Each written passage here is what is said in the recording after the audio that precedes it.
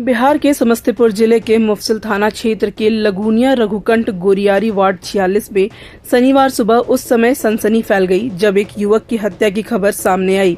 मृतक की पहचान 30 वर्षीय सोनू कुमार झा के रूप में हुई है, जिनका शव उनके ही घर से बरामद किया गया।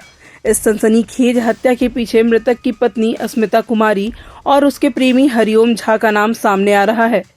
बताया जा रहा है कि दोनों ने मिलकर पहले सोनू की बुरी तरह से पिटाई की, फिर गला घोंटकर उसकी हत्या कर दी। मृतक के पिता टुनटुन झा ने पुलिस को दिए बयान में साफ तौर पर बहू और उसके प्रेमी पर हत्या की साजिश रचने का आरोप लगाया है।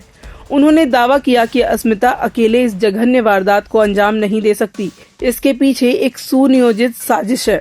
सोनू की शादी साल 2019 में अस्मिता कुमारी से हुई थी और उनके 2 छोटे बच्चे हैं, एक 4 साल का बेटा और 2 साल की बेटी। पिता ने बताया कि पिछले 1 साल से हरिओम नामक युवक, जो स्थानीय निवासी योगेंद्र चौधरी का पोता है, बच्चों को ट्यूशन पढ़ाने घर आता था।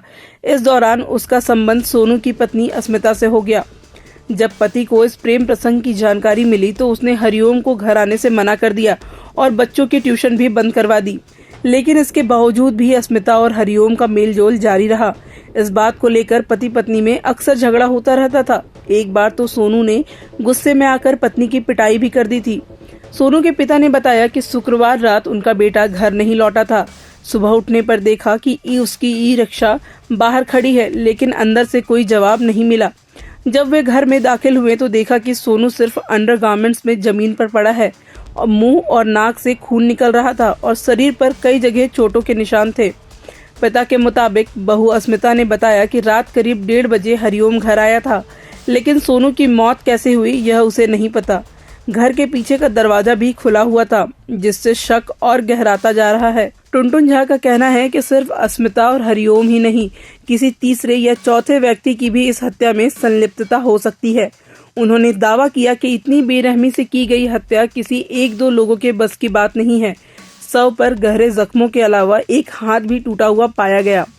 फिलहाल पुलिस ने शव को पोस्टमार्टम के लिए भेज दिया है और पूरे मामले की गंभीरता से जांच कर रही है। दोनों आरोपियों की भूमिका को लेकर गहन पूछताछ की जा रही है। वहीं गांव में इस घटना को लेकर आक्रोश और आंसू दोनों फैले हुए हैं।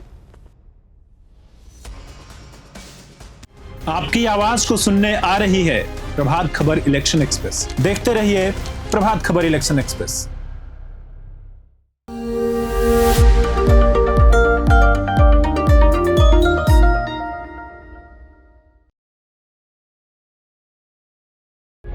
प्रभातखबर.com, विश्वास वही, रफ्तार नहीं।